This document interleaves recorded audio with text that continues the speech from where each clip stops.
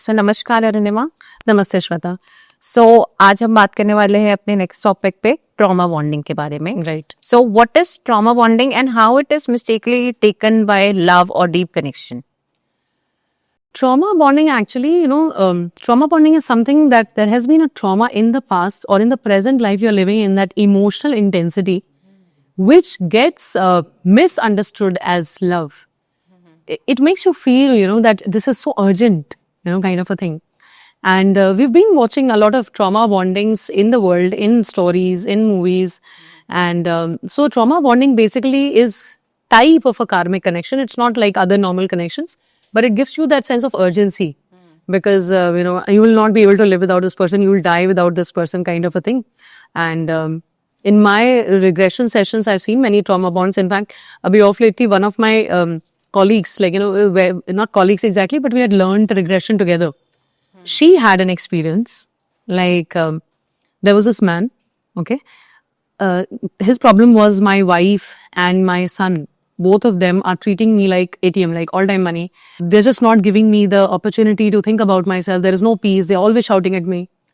So when he was taken to his past life, they saw that in his, certain past life, because of him, a certain man died in an accident.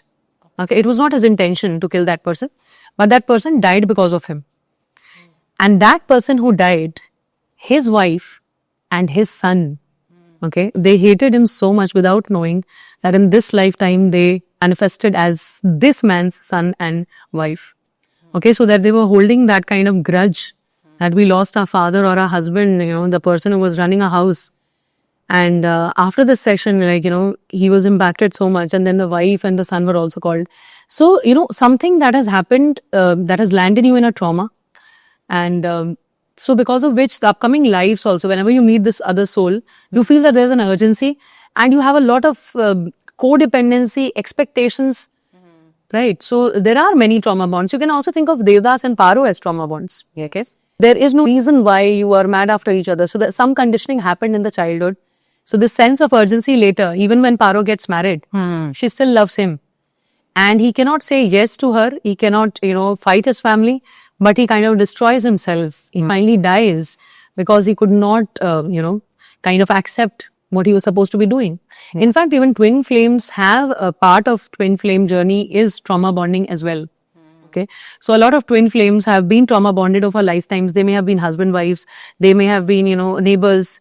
And they have lived lifetimes where they may have been killed together. Heer Ranjha, Laila Majnu, all these things are, they are supposed to be twin flames, but they are also supposed to be trauma bonded. So in a later lifetime when they meet each other and they come across each other, the first feeling that will come across is urgency. We need this relationship, kind of a thing. So why do trauma bonds feel so intense or addictive, even if it is painful?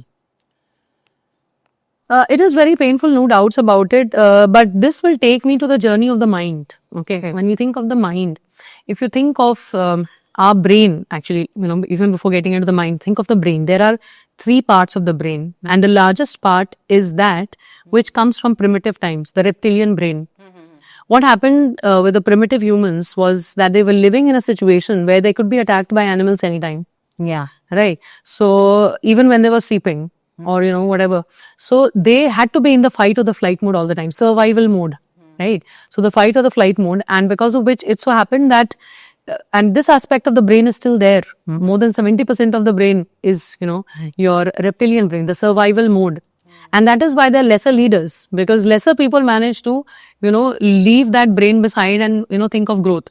So what happens in trauma bonding is that aspect of your personality, survival mode, I'm going to die, kind of a thing. Oh, I can't live without this person, or we have had a death in the past. You don't remember exact memories. But because your body is a karmic body, we think of, where is karma, where is the soul now? Soul is everywhere. Okay. The soul is quite an expansive entity, but your body takes the karma. And that is how, you develop diseases also, which come from past lives, or you have phobias and fears from past lives. So when a trauma bond presents itself in front of you, you also get into the survival mode. Okay. And in the survival mode, it's like, oh, if I cannot save myself, then what is the next thing I can do? So the first thing is this: I need to save myself. So it seems like, I need to be with this person because that is safety. I have to be with him, kind of a thing. So that's why it's so intense, and it also feels like urgent. Urgent and addiction. Addiction is there. You can't, codependency. The right word will be codependence. You can't live without that person. So, what are the key signs that someone is suffering from the trauma, but not into a healthy bond? But what are the key signs for that? So trauma bonds are easy to actually, they are not so difficult as twin flames. Takes 2 years to understand this was my twin flame. Trauma bond is something like, you will have anxiety. Okay. When you start being with this person, and I've seen many women, this happens with women, I always say that the soul chooses the life of a woman to suffer. Okay. So there are these, there is this particular maxim, there is a saying about men and women that the test of women is that when you don't have anything, do you sacrifice your character? The test of men is when you have all the power, do you sacrifice your character? Okay, so it's just the opposite. So that kind of a lifetime. You're born as a woman to be able to suffer and then rise above that. And men are born as men, and despite having power, can you still walk the honest path? Okay, so the idea of understanding these, the easy telltale signs will be that the moment you start being with this person, anxiety will be a part of your life. Okay. You cannot be at peace. Okay. Codependency, as I previously said, codependency, you feel that, even though logically you know that this person is not right for me, this person is not allowing me to speak, this person, I feel so threatened with, but then you can't be without this person. So the moment these things get triggered, then, you understand that this has to be a trauma bond. Another thing which is also a consequence of this is your self-worth. You start feeling that, I'm nothing, I'm not enough without this person, kind of a thing. Okay. So these 2-3 things, if you have in a connection, it's most likely a trauma bond. Understood. So, what is the difference between the karmic connection and the trauma bonding? I would say, so if you think of Venn diagram, like you were taught in maths, so the larger circle, will be the karmic connection, and one type of karmic connection is the trauma bonding. Okay, so some really extreme connections, karmic connections are trauma bonds. But otherwise, normal karmic connections, at a certain point of time, you start getting back your brain, you start coming out of survival mode. You start understanding this is not working for me. Okay, but with a trauma bond, until you really start healing, nothing will, and it will keep happening again and again. People are telling you, you must have, even in movies we see that. And there are so many instances in the history where people have stayed with an abusive person all throughout life, and they have been, like the last thing has been that they were killed by those people. These kind of extreme situations are the trauma bonds. The karmic connection, the loop will end with awareness. You have an outlet even in your normal life. But trauma bond needs, maybe an invasive thing, someone coming and helping you with healing and trying to make you understand. Because karmic connection, you can end yourself. It's not so easy. Okay, it sounds very easy. It's not so easy. But you can try and you can find help for that. Trauma bonding, someone externally has to come and, get you out of that. Yeah. And how to resolve this trauma bonding?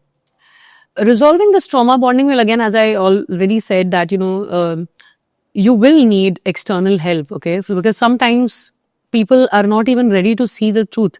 So, all these, really weird movies like Animal, and what was this other thing, Kabir Singh, these kind of things, I don't know why do they call it love? Because of the intensity, they have misunderstood it as love. So you need someone else to give you that amount of, understanding. You need family intervention. You need to be, maybe to an extent that other people force you to stay out of it, kind of a thing. So you need external this thing. But I would say that, if you ever have been in a meditational state, or if you have ever been on a spiritual journey, or you believe in this, or you ever did, okay, maybe sometimes, some aspects of you can bring that back. Okay. We think that healing means you have to get into extreme forms of meditation and you have to go and get these things done. But I think it actually starts with your expressing yourself. Okay. Like when I had all the problems in my life, I started singing again. Okay. I used to sing as a young girl. And then when I started singing again, so initially everyone was like, why are you posting it on social media? Why are you singing on Star Maker? You have so many problems, and why are you doing this? People will think otherwise. But that time, all that mattered to me was, that I feel happy. Yeah. Right. So it started bit by bit. It's like one step at a time kind of a thing. Then that took me towards meditation and chakra balancing. And so that's how the journey starts. You have to, initiate the process. It cannot be, you can't wait for one fine day to, things to be changed. And trauma bonding can also be undone if you are ready to, and if nothing else works, the surrender to God. So a lot of journeys for, my clients have started by, their family members asking them to take a past life regression therapy. Okay. So what happens in the past life? The problem with the subconscious mind is that the subconscious mind thinks everything is happening right now. Why do you have phobias? Like I had phobia with water and darkness. In a certain lifetime, I committed suicide. I jumped into a well. It was so dark, and because of the water, it stayed in my mind. I don't remember it, like practically, logically, like this lifetime.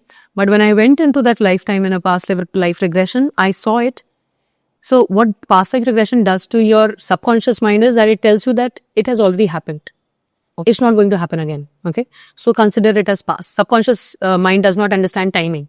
Present, past, future, just understands the present time.